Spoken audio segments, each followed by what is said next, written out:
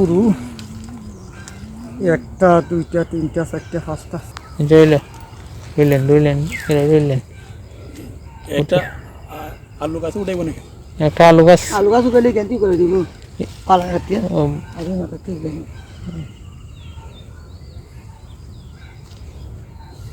আছে। তোরা হন যাইব নি আবার? তোরা হন যাইব না আবার?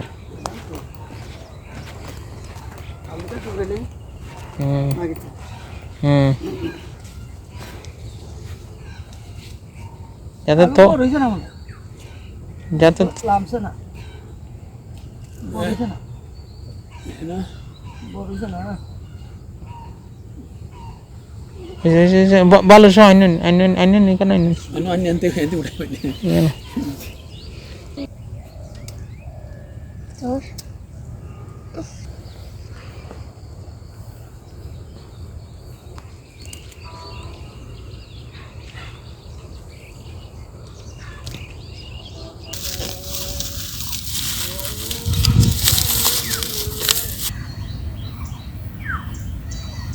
আমাকে তো এখন ফসল দিকে খুবই ভালো লাগতেছে।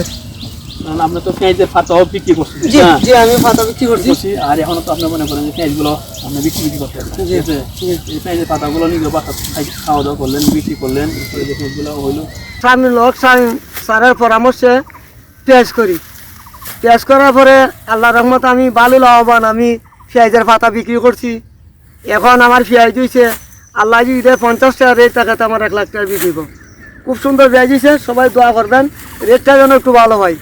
আর যদি আগ্রহী কথা কই তাহলে আমার কাছে পেঁয়াজ নিয়ে যাইব, আমি পেঁয়াজ বিক্রি করবো বাজার থেকে কেজি হিসাবে 5 টাকা কমে।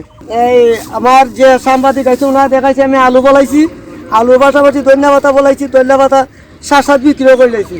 এখন আমি পেঁয়াজ আর আলু একসাথে উঠাইতেছি। আধুনিক প্রযুক্তির মাধ্যমে সিলেট অঞ্চলে কৃষি উন্নয়ন প্রকল্পের আওতায় পেঁয়াজ প্রদর্শনী করার জন্য কৃষক মোহাম্মদ দিদার হোসেনকে আমি পরামর্শ দিছি। সে আমার এই পরামর্শ মতো সে পেঁয়াজ রোপণ করছে। এই পেঁয়াজটা বলে মুড়ি কাটা, ছোটো ছোটো পেঁয়াজ দিয়েছিলাম, একটা পেঁয়াজ থেকে 2-3টা পর্যন্ত পেঁয়াজ দিয়েছে এবং সাইজগুলো অনেক বড়। আর এই পেঁয়াজের থেকে যে পাতা, সে পাতাও বিক্রি করছে, এখন পেঁয়াজও বিক্রি করছে। আর এই পেঁয়াজের ভিতরে আবার সে ধনিয়া পাতা লাগাইছিল, ধনিয়া বিক্রি করছে এবং এই পেঁয়াজের ভিতরে আবার আলুও চাষ করছে। এখন দেখা যাচ্ছে আলুও বিক্রি হয়েছে করতে পারতেছে, আবার ধনিয়াও বিক্রি করছে। এতে সে অনেক লাভবান এবং সামনে বছর আরও দিমুরা ব্লকে ওই পেঁয়াজের আবাদ বাড়বে। আর এই বছরে আমাদের বাহাবুল উপজেলায় প্রথম পেঁয়াজ চাষ শুরু হয়েছে।